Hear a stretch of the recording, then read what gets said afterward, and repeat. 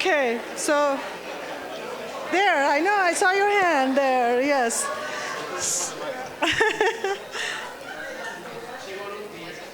Okay, good, so we got someone from.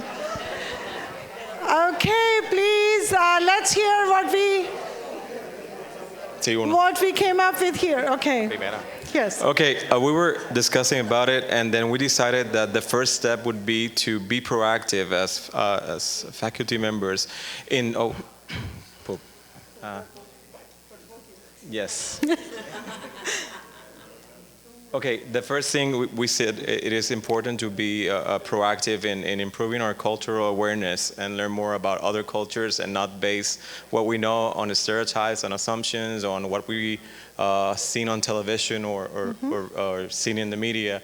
And I think that should be the first step. Try to do that effort and make that effort and try to improve our cultural awareness and not be stuck in our own culture and be aware that it's not only the American culture, not the Puerto Rican culture, but the diversity that exists within all of those cultures. That's a wonderful point. In fact, this is one of such steps, to basically, and remember the perspective story I said about fish is fish? Like, we tend to have a certain perspective. But always remember, there are multiple perspectives. So the more you become aware, the more perspectives you're going to gain. So let's move on to... Here. Yes, this is a very vibrant... In my Yaucan English. We look for respect to the diversity, the cultural diversity, and we decide to promote the student know each other, presented the best of him or herself, and present some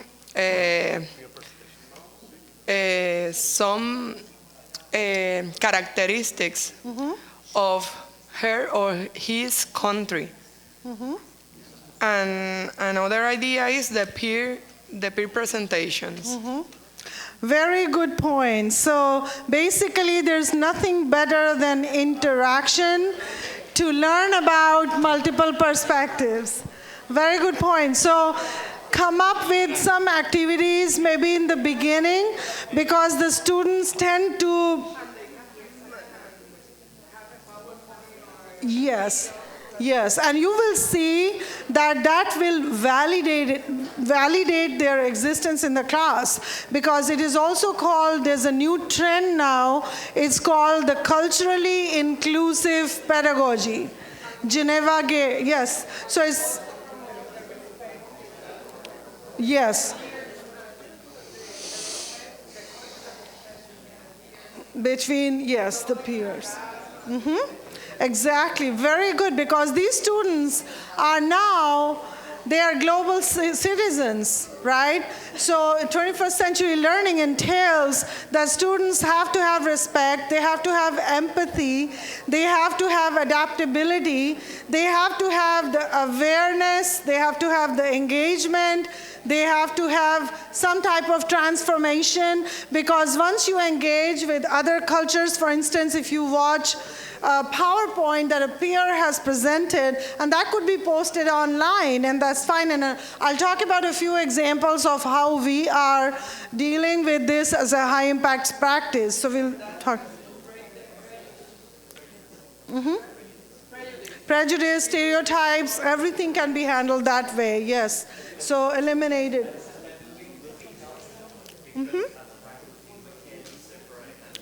Exactly. Teach them. That's good. Exactly, and also it is very enriching for the faculty themselves. It's not just for the students, also the faculty. Diversity and intercultural learning is something that the students can also bring to the faculty, as much as the faculty can bring their discipline-specific expertise to the students. So we have that. Wonderful. You ready for the next? Yes. In our table, we thought that probably the first thing we should do online is know our students and let them know something about ourselves.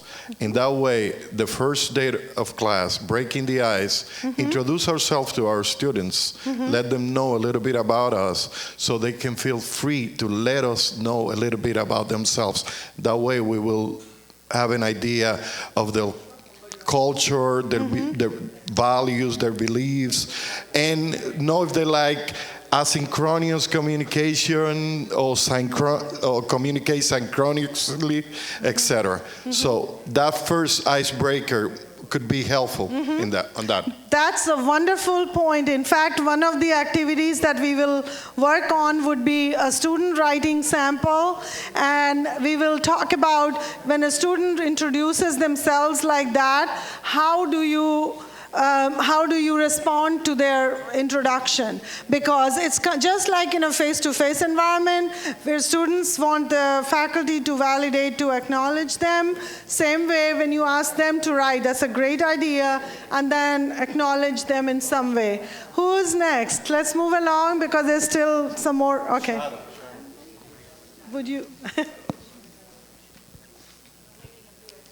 Yes. That's great.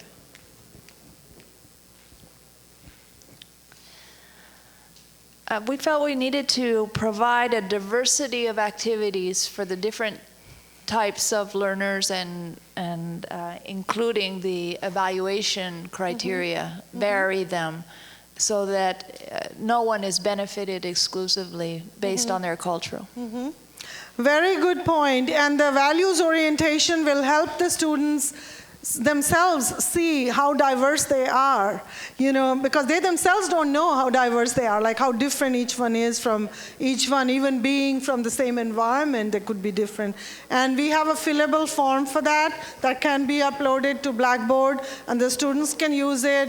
They don't have to hand it to you, but they themselves will know if they are we-oriented, me-oriented, past, present, future, whatever. So that's a wonderful idea. Who's next? Okay, let's hear from you. We need to identify the different styles in the students so that we can group them in order to improve the goal, so that they can reach their goals in harmony. Yes, wonderful idea. And also, when the faculty identify their styles, they also know that I lean more towards linear, I lean more towards direct, which we kind of tend to be because we cannot really accommodate each one's circular style, given the number of papers we have to read. So yeah, so if you know your style, you know how to adapt yours, and the students will know how to adapt to each other's, so, and the world requires all kinds, it's not just one type. Yes, who's next? Your table, please. Yes. Okay. Well, we have a couple of ideas that have already been stated, but feedback and the type of feedback we provide is essential. Whether, not just having a rubric, but also having written comments, because the reality is we don't know the students online in the way that we would in the classroom, and being flexible. Flexibility is very, very important, and that's a great point. In fact, we are going to talk for a few minutes about creating a social presence online. There's a lot being written now on that. Social presence online, because many students are dropping out from online classes because they feel isolated. Because in a face-to-face, you have a social presence. Online, the faculty are not always equipped to create that type of presence because they're busy covering the material and the activities. So, that conscious effort can help. Let's hear from that table there. The next one, anyone? Excuse my poor English. We talk about that first we have to establish specific policies regarding everything, the behavior, and maybe the time.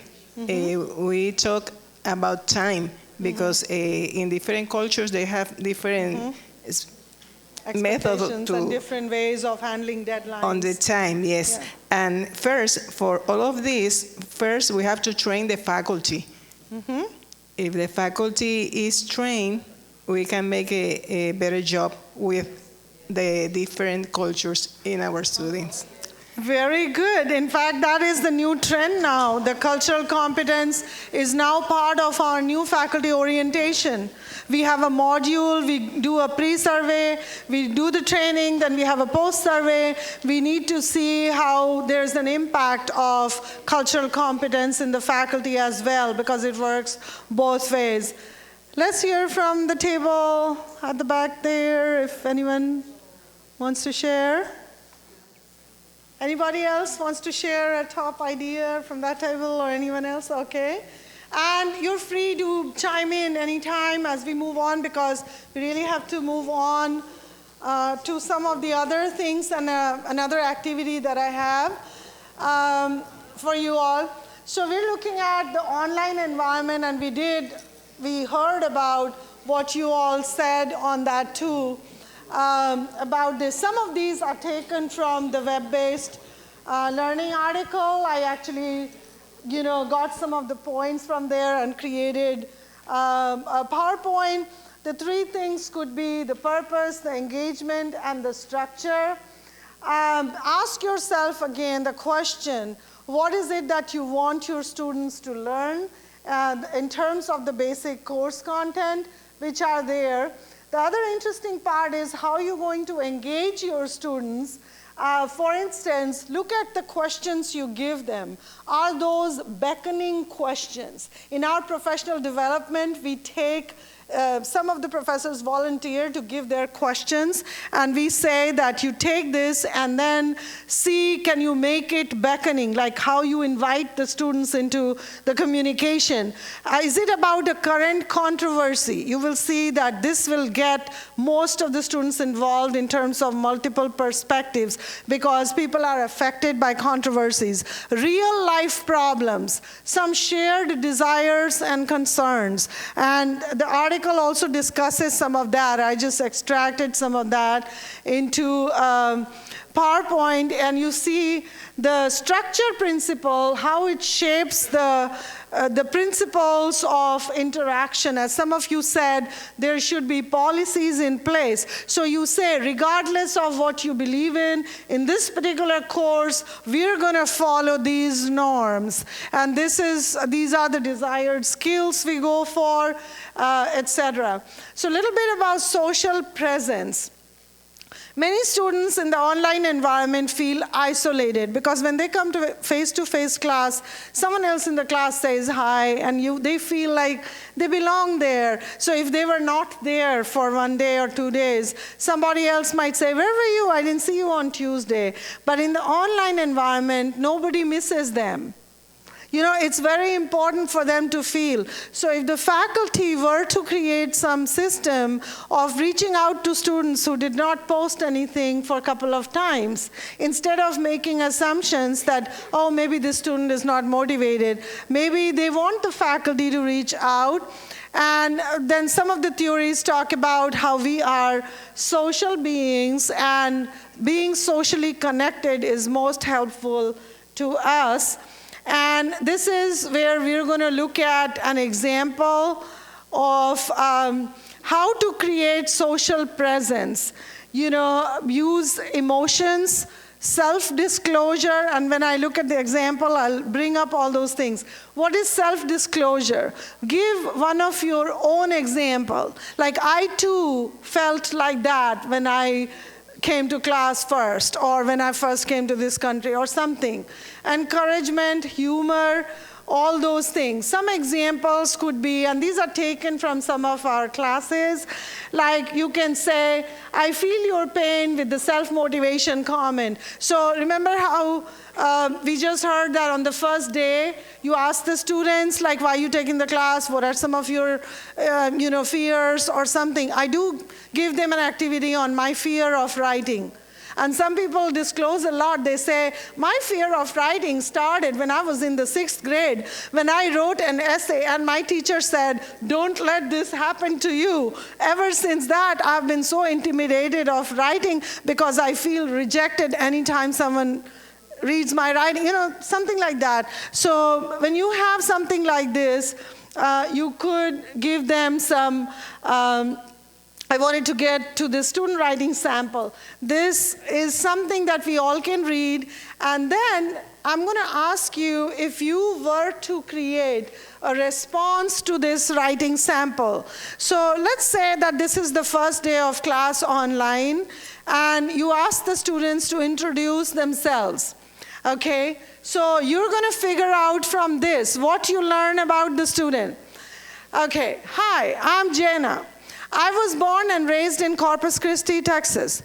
My husband and I moved out here about 3 months ago and will be moving again in a few months. We are military. My husband will be attending flight school in Chicago. We do not have any children yet, ha. My favorite movie is hard to say. I'm a sucker for sad love story movies. If it makes me cry, I think it's a good movie. The most exciting thing I've ever done will have to be getting married. Definitely tops everything. The most exotic place I've ever visited, well, I have never been outside of the US, not yet. I once went to a resort type of hotel place in the beach and had a great time. Is that exotic enough? I work full-time at Starbucks. Yes, I help people wake up in the morning. I work from 4 a.m. to 12:30 p.m. every day. I'm lucky enough to have the weekend off to spend time with my husband. So this is your first day introduction, and you got that. Okay, what do you make of this student? What is the student's profile in terms of communication style? Who can tell me? So you're supposed to offer a feedback to this person. So remember we talked about when they introduce themselves, you have to acknowledge it. So if you were to compose a response, so you have to figure out what is this person's communication style. Any ideas? In circles? Okay, great. So what are you saying to yourself when you read this? What do I say in response? You're saying that? Or okay. Anybody wants to try responding to it? Just the first line. Thank you for sharing all this information. Thank you for sharing all this information. It's great to know that you have a good sense of humor. And I was a military child too, so I know what it's like to move around a lot. That's really good. See, that's really good. Say from your heart. So what you just did is a conversational tone, right? You also did self-disclosure. You said, I was also military, because what that did is that connected the student straight to you. That, I have something in common with the professor. So try to use some type of praise like you did, that it looks like you travel, or you are excited about something. Express some type of concern, like looks like you work 4 a.m. to 12:30. Yeah, so it looks like you work a lot. So remember, express some concern for them. So this is how you create social presence. So look at your students in terms of who they are and how you can go with that. Let's see what else I had here. Okay, so create social presence. So any other ideas on that? So we can talk about that as well. Remember the conversational tone. Use safe humor. Any ideas on how to add humor to your response? Because people remember if they have, because the person is trying to reach to you saying, ha ha. So you respond in some way, not just a direct, dry tone. So anybody else has another response that you feel would be appropriate to the student. What is the communication style in addition to being circular? What else do you see? Is the person expressive? Okay. Does the person have the power distance thing, the hierarchy thing?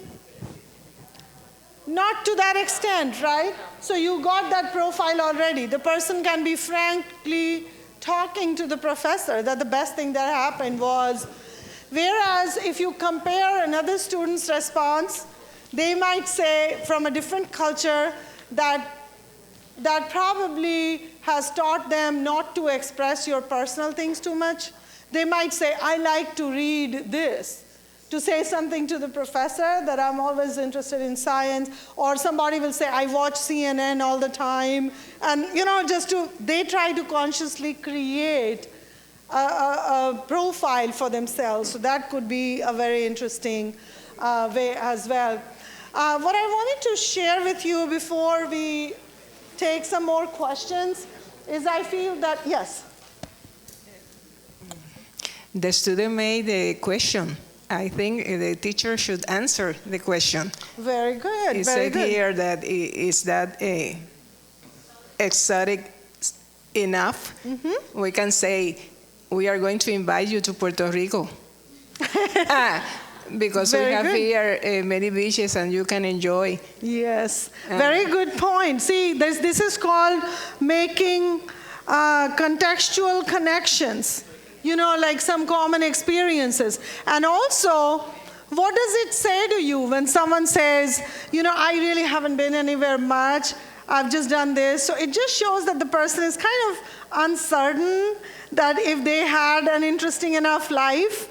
Or, as you can see, this is a non-traditional student. You got that part, right? And they try to seek some type of validation that, no, you still belong here. Because even if you've not traveled a lot, you still belong here. There's a way that you can connect, etc. What I wanted to share with you real quick, since we are talking about online environment, so there's a lot of opportunities for faculty to create resources for the students to engage diverse learners. And I don't know if I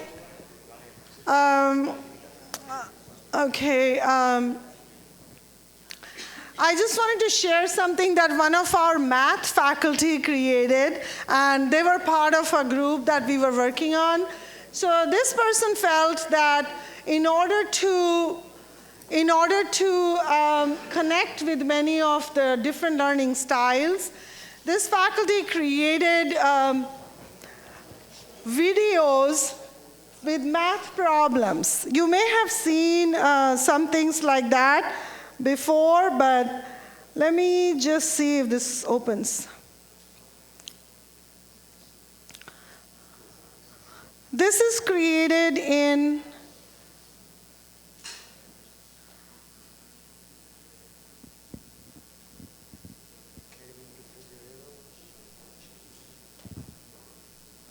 We need the volume, please, if possible.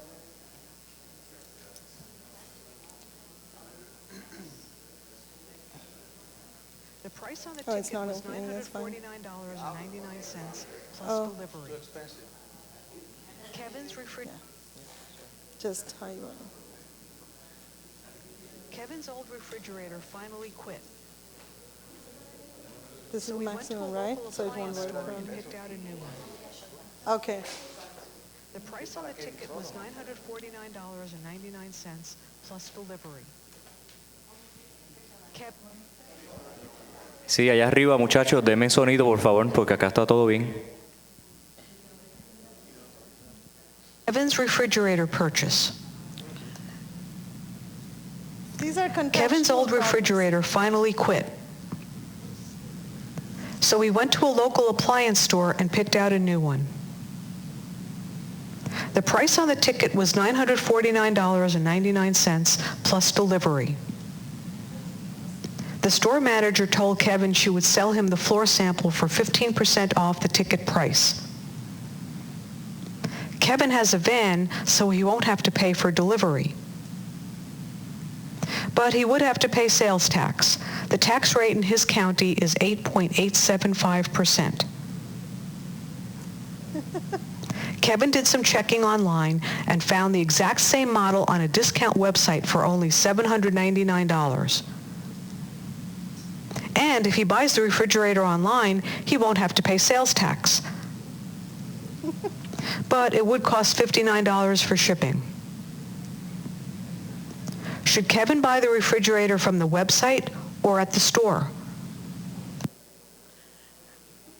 So did you see what just happened? This professor posts these online and then invites the students to analyze and then present their views. First of all, do you see what just happened? First of all, it appeals to diverse learners. There's writing, there's audio from the professor. Also, it is a contextual example, because this professor said that they were trying to reach with the math problems and nobody understands, nobody reaches. So she simplified those into Camtasia, which is now presented through Jing, which is a presentation tool. And did you like the example? What did you see the students would like in it? The simple example and something that they would engage. It's real life, very good. That's what the students like. We are, if you give them something theoretical, you lose many of the students. So if you give an application-oriented example, chances are that you will say, and this professor has a lot of those on Blackboard. So the students have said that they love, this is like an addiction. They will go to another one of the videos, and the professor cannot keep up with the student interest. For every chapter, there's a lot of videos like this that are presented. And if you have a minute, I can show you another one real quick. This is good too.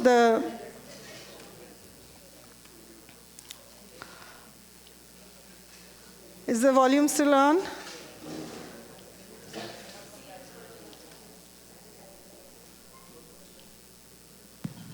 Hannah's garbage service. Hannah just moved to the town of Woodland in Randolph County, Alabama. Garbage pickup in Woodland is provided by Randolph County Solid Waste. Hannah wants to pay her bill online. Here are the prices for garbage service. $12.50 per month, $37.50 per quarter, $150 per year. The prices are prorated for customers whose service begins in the middle of the month. Hannah needs to pay for the last 2 weeks of this month and all of next month. When she got to the screen to make a payment, she saw this message. There will be a 2.2% plus 30 cents convenience fee applied by PayPal. How much will it cost Hannah for 6 weeks of garbage pickup? So what do you think the students will have to do this homework?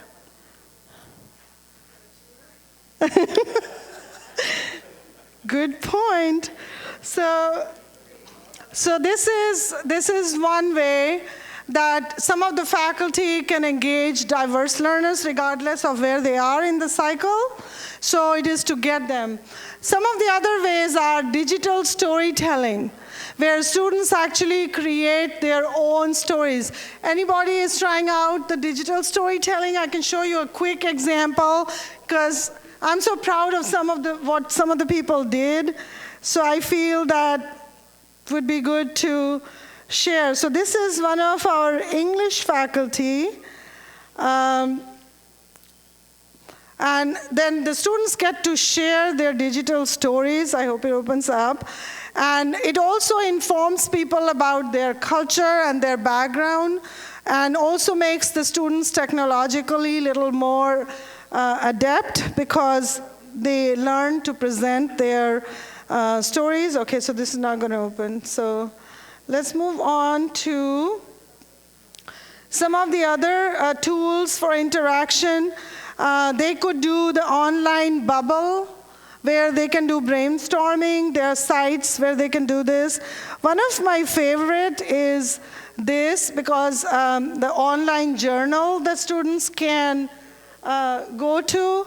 This is an online journal that they can sign up for, because we're looking at digital natives, right? So they like to do things online. This is like they get to sign up for a diary that they customize the look and feel of the diary. It's called My Diary. .org, and they can fill out one page in the diary every day, and I've seen a lot of reactions. They can add people to that diary if they want someone to read, or just share it with the faculty. But the interesting part is that since they're doing it online, in the online environment, they say a lot of things about themselves, and they could be doing the cultural sharing on the diary. For instance, they can say, we celebrated such and such festival, and we did this, here are my photos, here is this. So it's a way for them to interact together. So there's a whole lot more which I'll leave for the future. Okay, so let's have a few minutes or a couple of minutes for questions. If any of you have any questions, I'm sure you do. This is a good time to throw those questions on the floor so we can all respond to any of the challenges that you faced or you are facing, and anything that you're wondering about. That might be good too. Anybody? Yes. What have been some of the challenges that your university has faced when training faculty to raise or enhance cultural awareness? We have had a lot of challenges. As you will see, the student diversity is very high, 90%, whereas the faculty diversity is only 20%. So it was a big, big challenge. So, and because the faculty felt that since they were in Queens, New York, they don't need any cultural competence, workshops or anything of that. But then we ramped up this because there was a lot of retention issues. And so think about that. So yes, attitude was one of the main challenges, because everyone likes to think that they are culturally competent. They know enough. What can someone else teach us? But the point is, this is a question of sharing and awareness. It's not something that one can learn like by the book. So that's one of the challenges we had. Yes.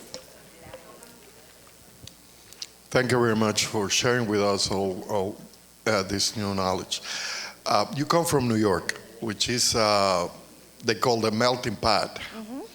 And the controversies in New York City since the late 80s, racial, ethnicity, and all that, promoted that New York became, developed sensitivity trainings, cultural and ethnical, so forth and so on.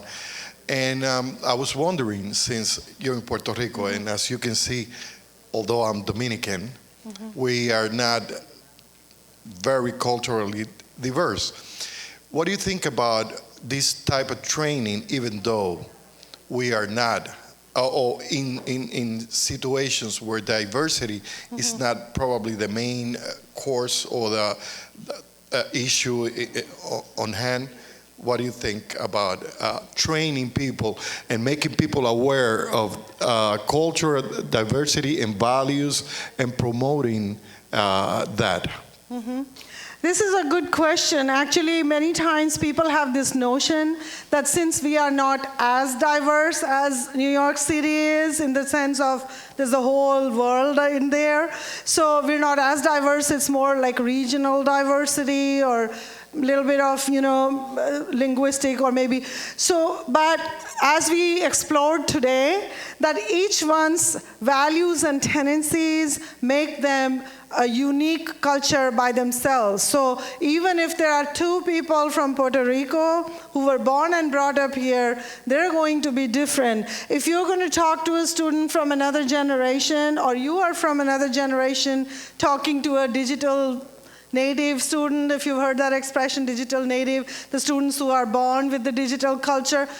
It's always intercultural communication. You know, a father or a mother talking to their daughter is intercultural communication, because how they view things, how they value something is totally different. So the value of cultural competence still remains, even if it is even greater in New York City, I would say, because there's a more, there could be more, risk of conflicts, but it is still valid anywhere. And I'm so glad that you all have thought about it, and especially in the online environment, because people reveal themselves in very different ways in the online environment than they do in face-to-face. You know, there could be in a face-to-face, someone does not express something, even if they are not happy about something, but in the online environment, the tone can suggest that, suppose they tell the professor that you hardly gave us any instructions. They may not say that face-to-face. Or they may not say in front of a class something like, I didn't quite understand, but they might say it online. Or they might talk to other students about it, saying, I could never understand what the professor really wants. Because one day they said they wanted 3 pages, the other day they said, this. So that type of communication. So I would say cultural sensitivity is still a big need, regardless. And on this note, let me also kind of remind you all that a lot of cultural sensitivity, professional development happened in the K through 12 scenario. Not a whole lot happened in the higher education. And anyone can tell, like, why was it that? Why just in K through 12? It is a new thing coming up in higher education. And one of the interpretation was that in K through 12, there's more accountability. If the students are not passing the exams, it comes directly to the schools, because you did not create enough cultural harmony for the students to do well in the classes. In higher education, if students drop a class, nobody holds the faculty accountable. So up until now, do you see the point? Up until now, the faculty never felt the need to do something about cultural competence, even if students drop their class. Nobody asked them, why did the students drop? Did you have another point to add? That happened to me in New York City. I saw it at high school, George Washington High School, and it was a constant struggle because we had Latinos, African Americans, and from Middle East, small percentage, and we had to teach to test. Because of accountability. The test through different schools, we had 2 or 3 tests, so it will cultural tests. The students will kind of understand what we're talking about, okay? Which cultural group was. Very interesting point, and that's what was brought out a lot, as if there was no need for cultural competence among the faculty or higher education officers or someone. But there was more need for the teachers because of direct accountability, because you cannot have students failing the classes because the faculty did not make them feel included. Whereas in the higher education, nobody holds the faculty accountable. We don't even have a question about this in the evaluation survey. There's no question that the faculty was interculturally competent or something. There's no question like that even the students have to identify. So just wanted to mention this because it's becoming a norm now in higher education, especially through the Centers for Excellence in Teaching and Learning, because faculty are trained in their disciplines. They are really not trained in the diversity awareness and all kinds of things. If someone is teaching physics, they know how to teach physics. They know about physics. They don't know how to teach physics to Middle Eastern students. Do you see that? So now it's the Centers for Excellence. They are kind of getting into that. So regardless of one's discipline, as it is now, we're all having a conversation about how to reach our students and help them, attain the learning outcomes that we are striving to attend. Thank you so much. This was a wonderful experience and sharing my thoughts. Thank you.